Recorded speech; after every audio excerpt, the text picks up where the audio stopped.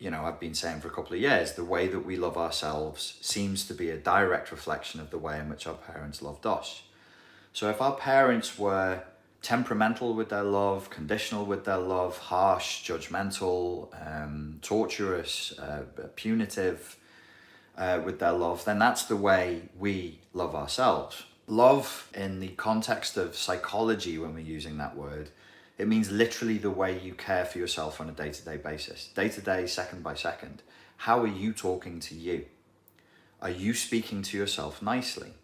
When a child approaches you and has done a piece of work that isn't perfect, like they say, this is a picture of a turtle, and it's a squiggle, you probably, I hope, don't hit them across the head and say, that's a piece of shit, you fucking wretch, right? You probably don't. You probably say, that's good, well done. Knowing that the child is growing, learning, adapting, and that the child needs validation to have that safe space in which to grow, in which to learn, in which to develop, right?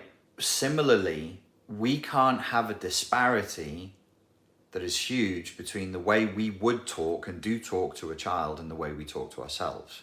We can't be cursing, swearing, bullying, shouting, impatient, judgmental, harsh, hitting ourselves if that's not how we would deal with a child. That's just not an acceptable way of functioning. So that, I think, is the next step. We've talked about silencing the inner critic, which is the toxified superego. Did a course on that. We've talked about healing the superego. We really need to move to the next phase, which is integrating a strong superego very deliberately, very thoroughly, and very fully, so that we can thrive. If we really want to move from surviving to thriving, this is our job.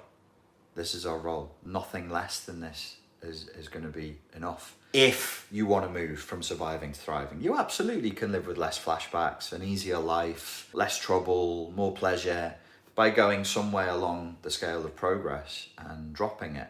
But to truly thrive and to truly live the life you were born to live and to come close to fulfilling your actual potential, we really have to integrate a strong, healthy, loving, nurturing superego, which means we have an internal governor who is kind and strong and assertive and fair, so that the way we are with a child is the way we are with ourselves, is not a million miles away from the way we are with the other adults in our world and the way we deal with reality. This is called integration. The opposite of that is splitting. A strategy here, a strategy here, another strategy here, a strategy for him, a different one for her, one for work, another one for my surfing friends, and another one for sexual or romantic relationships. That's no good. It's too stressful. Typically, codependents become exhausted and resentful because of overgiving.